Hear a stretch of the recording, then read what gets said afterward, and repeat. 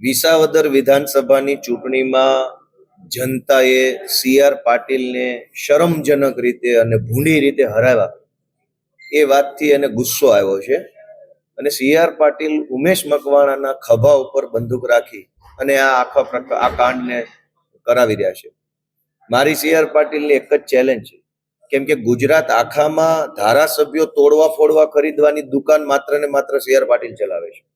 એટલે ઉમેશ મકવાણા પણ જો હવે ભાજપમાં જવાનું અથવા આમ આદમી પાર્ટી સાથે જોડાયેલા રહી અને ભાજપનું કામ કરવાનું વિચારતા હોય તો એની પાછળનો દોરી સંચાર CR પાટીલના હાથમાં છે.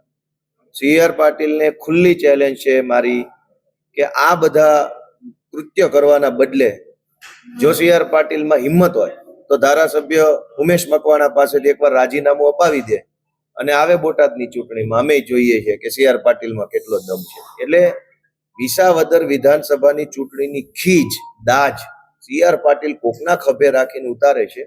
એવું કરવાના બદલે ધારાસભ્ય રાજીનામું આપી દે, પછી અમે જોઈએ છે શું થાય છે.